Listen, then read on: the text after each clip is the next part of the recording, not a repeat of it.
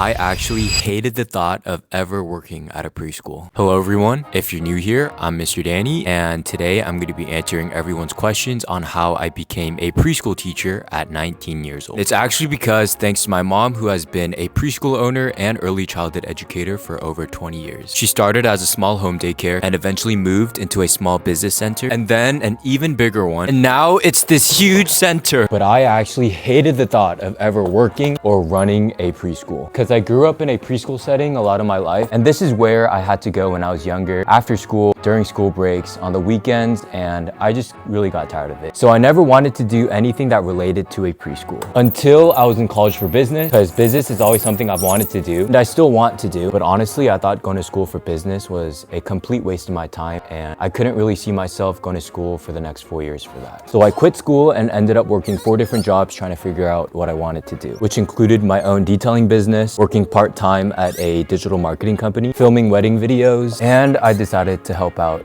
at the preschool. So I first started by organizing our resource room just to help out. And it took about 4 months to organize everything. And I always told my family I'm gonna leave after 3-4 months, that I'm never gonna stay here. But I ended up helping out in the classrooms, and honestly, I just fell in love working with kids. And I finally realized why my family worked so hard to keep this running, and understood that this isn't just looking after kids, and that being a preschool teacher and early childhood educator is not just a glorified babysitter like some of these comments say, but it's more than that. It's nurturing the next generation, making sure that they're growing and according to their developmental stages, whether that be emotionally, socially, physically, and most importantly, making sure that they feel loved and cared for each and every day. So I ended up going back to school and getting my ECE units so that I could be more involved in the classroom. And since I now know what I want to do, I think I might want to further my studies in early childhood education, because I just want to be the best for my preschoolers. So thank you to everyone who's been following along on this journey, but especially thank you to all our early childhood educators out there who have been in this field for so much longer than me, because I don't think people truly understand how demanding this job is if you haven't worked in it yourself. But we see all the work you guys do, and just thank you so much for all the work you guys do for the children of our generation. And I'm really excited to see where the Lord takes me in this field of early childhood education. So as always, remember Jesus loves you, and I'll see you on the next one.